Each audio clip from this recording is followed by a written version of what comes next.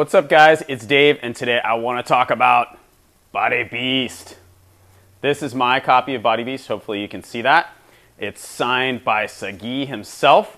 He was here in San Diego doing an event for us, and I got to meet him a little bit and talk to him a little bit. Cool, super cool guy. And so I thought I'd give Body Beast a try. And an interesting story. I think if you watch my stuff, you're probably going, yeah, Body Beast doesn't sound like your type of workout. Functional fitness person. I like to surf. I like to do triathlon, ride my bike, all that sort of stuff. And so mainly what I'm doing is I'm trying to get better at sports performance, right? This is really a bodybuilding workout. Those two things don't seem to mesh together particularly well, at least in my assumptions, which were wrong about this program. So what really happened was I finished Insanity. I was waiting for Les Mills Combat to ship. We have a big group of people who are going to start in January doing combat, and I thought, you know what, I'll just pick this up, and like for 30 days, I'll do the build phase so I can get to know the program, be able to coach people through the program more, better, and just see kind of what it's all about. And I had this sort of misconception that, this was going to be about lifting the heaviest weights you could possibly lift for really, really low reps, 6 reps, that sort of stuff. That is not the deal with this program at all. These workouts are super, super fun. I think that was the first thing I really kind of picked up on. And again, I was coming from Insanity, so that program really takes a toll on your body. I felt really good, but I felt like I really wanted to lift weights. So I was kind of really open to this at the time. And I started doing the workouts right away. Sagi is super funny, but the workouts are really, really fun. I mean, that's the main thing. He uses this dynamic set training basically, and so you're not doing really low reps with really high weight. It's really more of a higher rep program. If I was going to tell you about it, I mean, for example, he'll do a drop set is one of the most commonly used sets in the program, and so what that drop set looks like is, let's say it's bicep curls. Okay, so the first set you do 15 reps. So for me, 15 reps, about 25 pounds on the biceps. I think I'd have to go look at my worksheet. But anyway, let's just say it's 25 pounds. So 25 pounds for that 15 rep set. Then you do 12 reps. So 12 reps, I'm going to go up to 30s, maybe 35s if I'm feeling really strong. Then you do 8 reps on the next one. So now I'm going up to the 40s for the 8 reps. And those are like you're trying to squeeze basically all you can get out of that one, pushing the heaviest weight you really can. And then you drop back down to maybe 30s and do another 8. And the last 8 are just brutal because by then you're just toast. So that's just kind of one example of a lot of different sets that he does. One of the workouts I have to say I really enjoy is probably the wrong word, but the workout that I feel I'm getting the most out of is the leg workout. I have build legs today, and then I've got shoulders tomorrow, and then I'm done with that build phase, and I'll move into the bulk phase.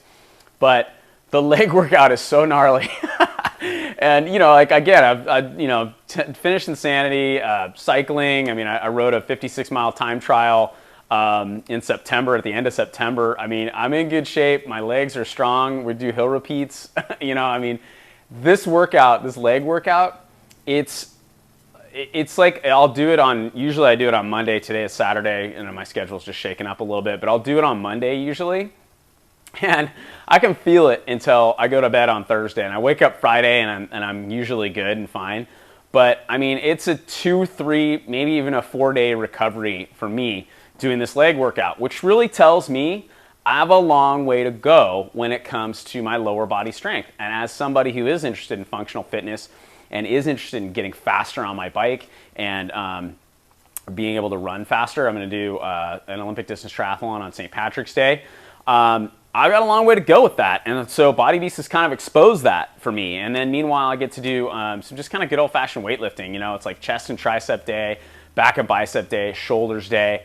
The bulk phase is a little different. The workouts in the bulks phase are chest, back, legs, shoulders, arms, that sort of thing. I mean, it's not sort of multiple body parts, at least from what I can see with this bulk phase. It's going to be more focusing on one thing, which is a little scary, to be honest. But I think the workouts are a little shorter as well. As far as nutrition goes, I'll talk really quickly about that.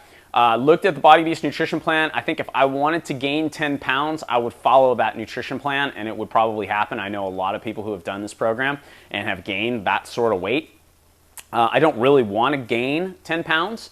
Again, you know, I don't want to drag another 10 pounds on a 10K on St. Patrick's Day after riding 40K on my bike and swimming 1,500 meters. I want to keep around the same weight. What I really want to do is get stronger. So what I've been doing is loosely following the Lean Gains fasting protocol. So that's at leangains.com. You can find that, and I'll try and post a link with this video. Basically, what is suggested there is that you have a 16-hour fasted window and then an 8-hour eating window.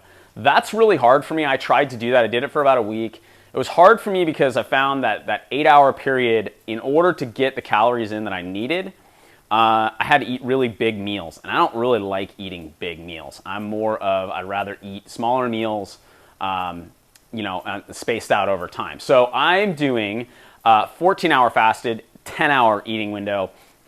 And that gives me enough, I think. And so what I'm really trying to do with it is I just make a note of when the last time I ate was at night.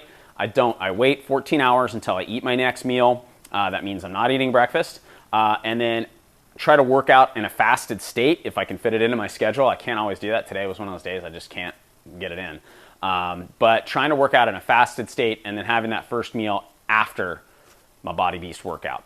So that's what I'm doing. I'm having a good time with it, I have to say. This has really been a lot of fun. I'm going to keep doing it. I'm also going to start Les Mills Combat in January, so that's going to be a little bit crazy. I have to figure out a way to mesh these two things together because I have been doing some of the combat workouts as well. I haven't done the cardio from Body Beast. I've been doing combat on those days, and then I've also been mixing in the core attack workout from the Ultimate Warrior Pack with combat. So that's the Beast. That's what I'm doing right now. I'm having a fun time with it. If you have questions about it, don't hesitate to contact me.